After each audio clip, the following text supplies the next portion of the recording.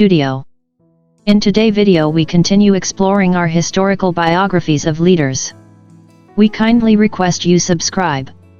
By doing so you will be really donating a huge support to our teams. Early life and political activity. Of Luo descent, Odinga is the son of Jaramogi Oginga Odinga, the first vice president of independent Kenya.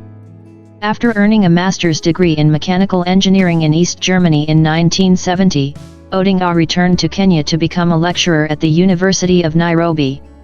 During his time at the university, Odinga also engaged in engineering-related business ventures, including one that would later become East African Spectre, Ltd. He left the university in 1974 and was soon employed by the Kenya Bureau of Standards, where he attained the position of deputy director in 1978. In the 1970s and 80s Odinga was politically active and supported government reforms in Kenya.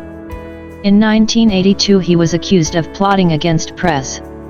Daniel Arap Moi and was imprisoned without trial for 6 years. After Odinga's release, he was twice arrested for campaigning against one-party rule, and in 1991 he sought refuge in Norway. He returned to Kenya in 1992, however, and was elected a member of the National Assembly that year under the banner of the Forum for the Restoration of Democracy Kenya, FORD-K, the party led by his father. After his father's death in 1994, Odinga became embroiled in a leadership struggle within the party and in 1996 left FORD-K and joined the National Development Party, NDP. Political maneuvers. In 1997 Odinga stood unsuccessfully as the NDP's candidate for election as President of Kenya but was able to retain his seat in the National Assembly. He and the NDP thereafter gave their support to Moi and the ruling Kikuyu-dominated Kenya African National Union, KANU. Odinga joined Moi's cabinet as Energy Minister in 2001, and the NDP was absorbed into the ruling party the following year, with Odinga becoming Secretary General of KANU.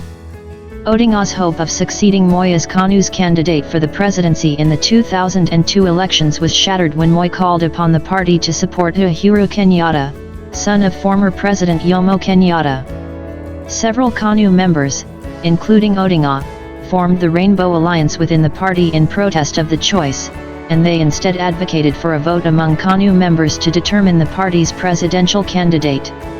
Their pleas went unheeded, and KANU officially named Kenyatta as its candidate a few months later. In response, Odinga and the Rainbow Alliance left KANU and formed the Liberal Democratic Party, LDP. The LDP soon joined with a coalition of several parties, the National Alliance of Kenya, NAK, to form the National Rainbow Coalition, NARC, under the leadership of former Vice President Mwai Kibaki, himself a Kikuyu.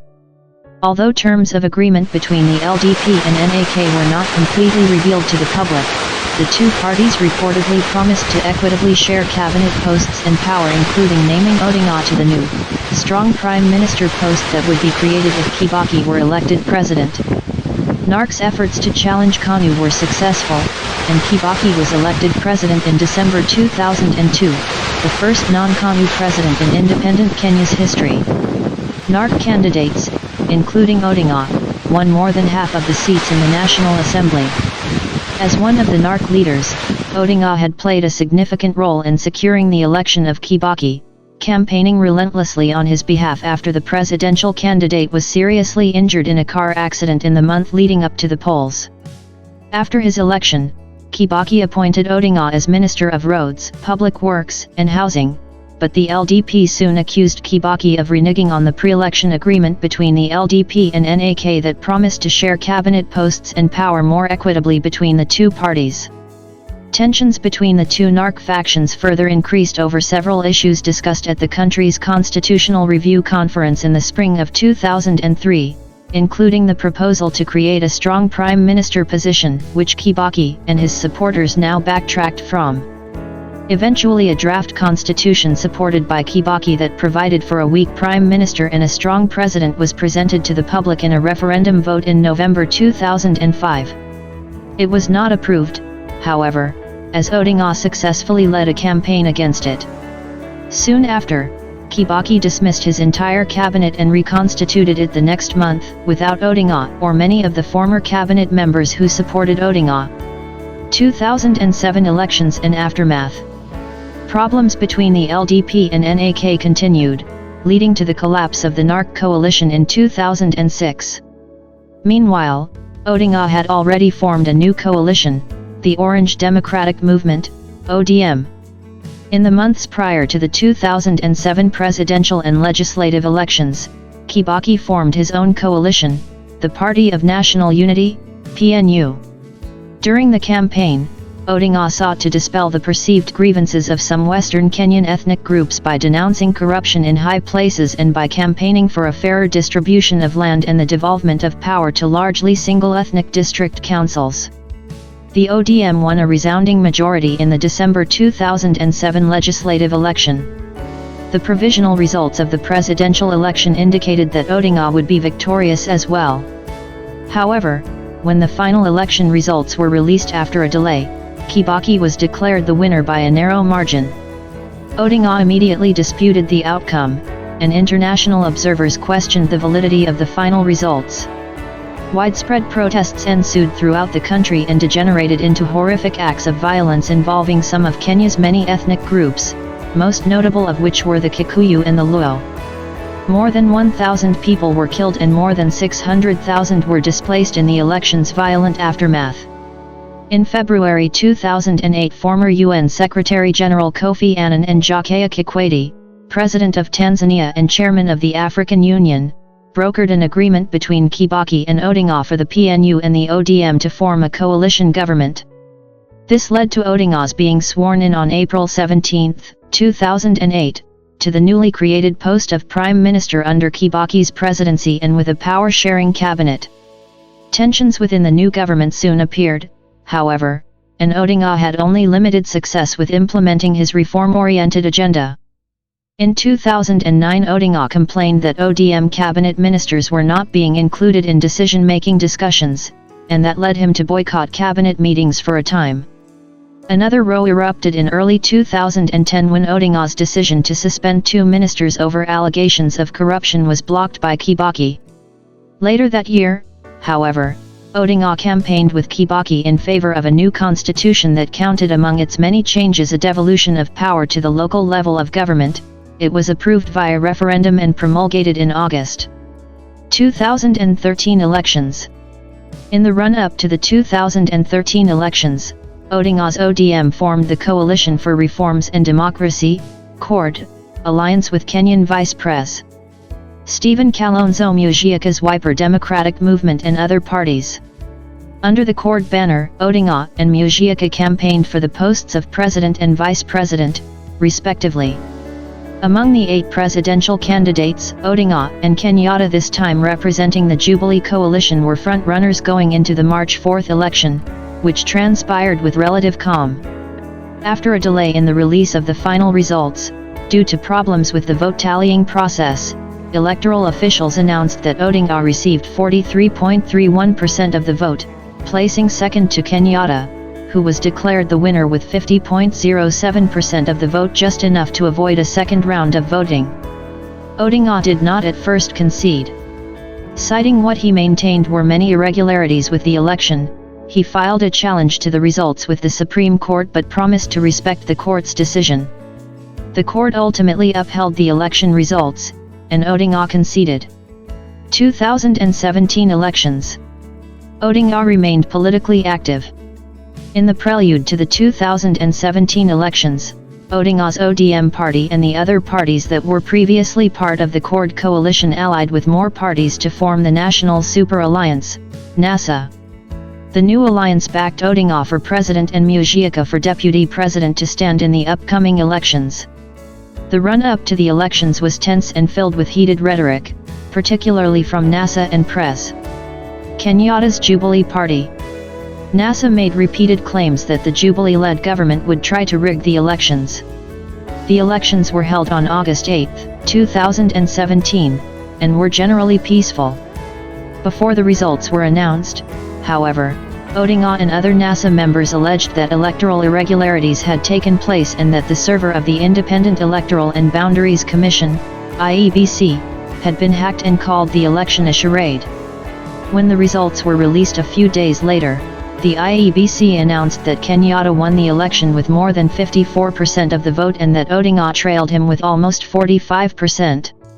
Although most observers declared the elections to be free and fair, Odinga and NASA continued to allege that the results of the presidential election had been manipulated, and some civil society groups expressed concerns about the electoral process as well. On August 18, Odinga and NASA, despite having previously said that they would not take their dispute to the Supreme Court, did file a petition with that body.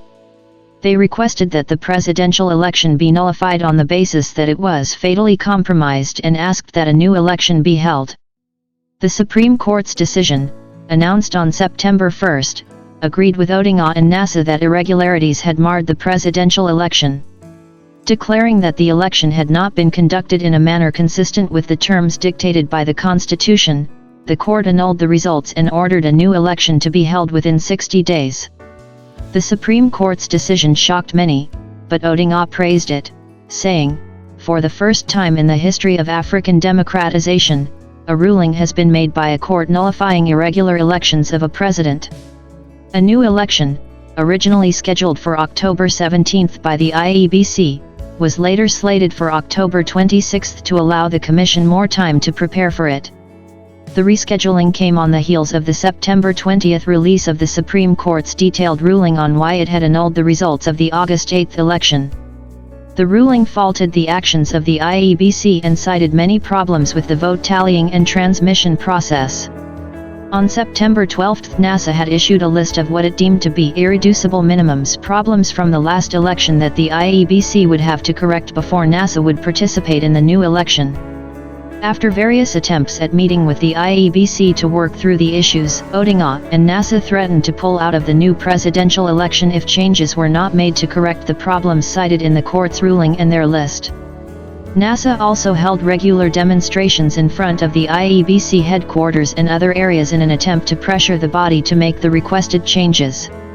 The IEBC responded by noting that some changes had been made but others would not be, because of reasons such as binding contracts with various suppliers and the limited time frame it had to work within. In the meantime, the Jubilee-dominated National Assembly fast-tracked two controversial election-related amendments that contained items such as allowing a candidate to automatically be declared the winner of a contested post if the other candidate withdrew from an election and limiting the court's ability to void an election. NASA vehemently disagreed with the amendments and protested against them. The amendments, which became law in November, were also criticized by the international community. On October 10, Odinga announced that he was withdrawing from the October 26 election rerun because he did not believe that the IEBC had done enough to address NASA's concerns about the upcoming election. Based on a ruling made by the Supreme Court in 2013, NASA and Odinga believed that the IEBC would, after his withdrawal, now need to cancel the election and prepare for fresh elections within 90 days, thereby giving the Commission more time to make the requested reforms that it so far had not. Kenyatta, however, declared that the October 26 election would still take place and, based on other legal consideration, the IEBC seemed to agree. A week later the election's future was again called into question when one of the IEBC commissioners fled the country and resigned, stating that the commission was too politicized and would be unable to provide a credible election. She also noted that her life had been threatened because of her position on the commission. The IEBC had soon concurred with her assessment that a credible election could not be guaranteed. A last-minute hearing at the Supreme Court to stop the election failed to take place because only 2 of the court's 7 judges came to work that day short of the necessary quorum, and the election proceeded as planned.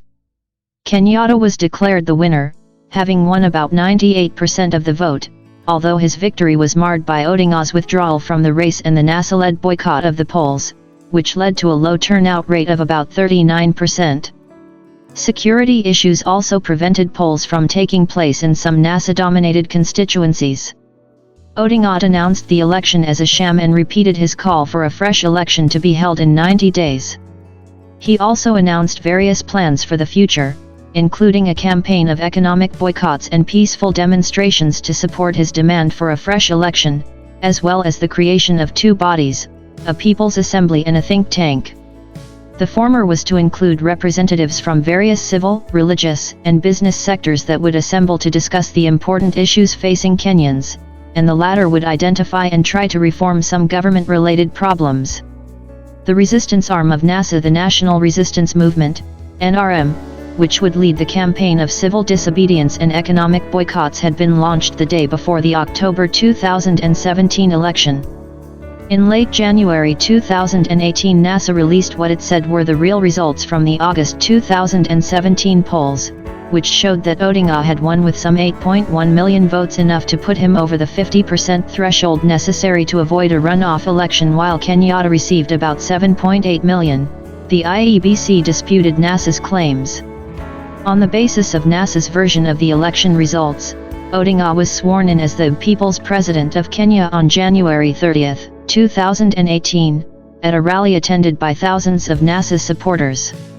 Later that day, the government declared the NRM a criminal group, which left NRM members vulnerable to arrest.